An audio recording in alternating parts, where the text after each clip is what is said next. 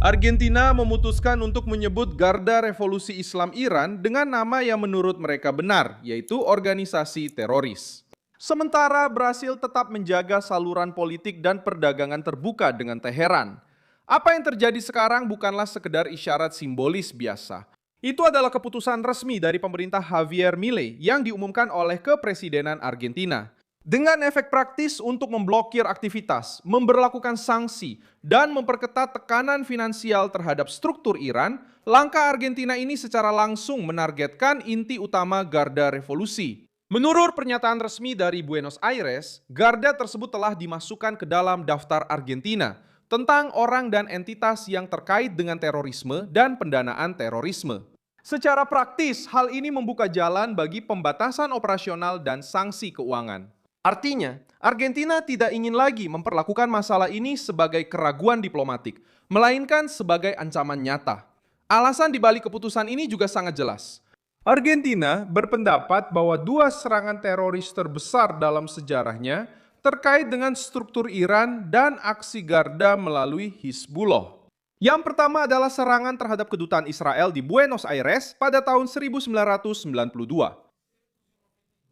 Yang menewaskan 29 orang dan melukai lebih dari 200 orang. Yang kedua adalah serangan terhadap Amia pada tahun 1994 yang menewaskan 85 orang dan melukai lebih dari 300 orang. Pada tahun 2024, pengadilan pidana tertinggi di Argentina menyalahkan Iran atas serangan terhadap Amia dan mengatakan bahwa aksi tersebut dilakukan oleh Hizbullah. Dalam kerangka politik dan strategi Iran, hal ini membantu menjawab siapa yang berada di pusat krisis. Di satu sisi, pemerintahan Milei yang memutuskan untuk bersikap tegas dan mengubah memori menjadi tindakan negara, di sisi lain, rezim Iran yang selama puluhan tahun menyangkal keterlibatan. Di tengah sejarah ini, muncul satu nama yang selalu kembali disebut, Ahmad Fahid. Interpol sendiri menginformasikan bahwa dia menjadi target Red Notice atas permintaan pengadilan Argentina dalam kasus Amia. Pada Januari tahun ini, Argentina sudah mengambil langkah sebelumnya dengan mengklasifikasikan pasukan Quds, sayap eksternal Garda Revolusi, sebagai organisasi teroris. Sekarang, mereka melangkah lebih jauh dan menargetkan seluruh struktur organisasi tersebut. Disinilah Brasil masuk dalam posisi yang tidak nyaman. Sementara Buenos Aires memperketat sikapnya, Brasilia tetap menjaga hubungan dengan Republik Islam Iran tetap berjalan.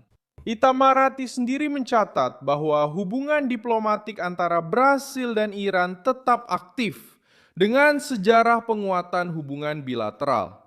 Dan bahkan menyoroti kehadiran Geraldo Alckmin pada pelantikan Masud Pezeshkian pada Juli 2024. Dan lebih dari itu, agenda resmi Menteri Luar Negeri Mauro Vieira menunjukkan adanya percakapan telepon dengan Menteri Luar Negeri Iran pada 26 Maret 2026 atau beberapa hari sebelum keputusan baru dari Argentina ini. Ketika melihat angka-angka ini, menjadi jelas bagaimana Brasil memilih untuk mempertahankan hubungan dengan rezim Iran, bahkan di tengah tekanan internasional yang semakin meningkat. Dan inilah poin politik yang memalukan. Argentina menyatakan bahwa Garda Revolusi terkait dengan serangan teroris terburuk yang pernah terjadi di wilayahnya dan mengubah pandangan ini menjadi tindakan institusional. Brasil sebaliknya terus memperlakukan Teheran sebagai mitra yang dengannya hubungan diplomatik dan komersial dapat berjalan normal.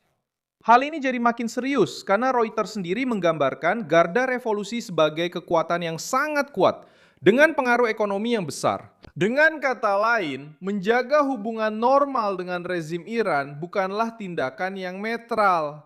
Itu berarti hidup berdampingan dengan sistem di mana Garda menempati posisi sentral. Brasilia telah memilih jalur yang berbeda.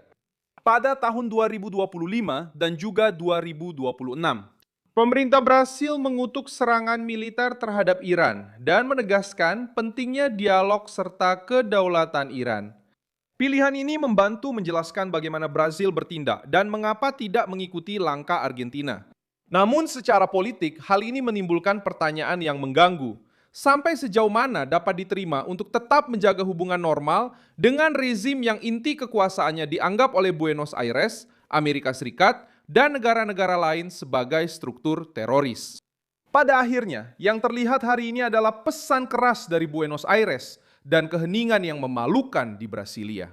Argentina memutuskan untuk tidak lagi memisahkan antara ingatan, keamanan, dan politik luar negeri, menyebut Garda Revolusi sebagai organisasi teroris dan meresmikannya.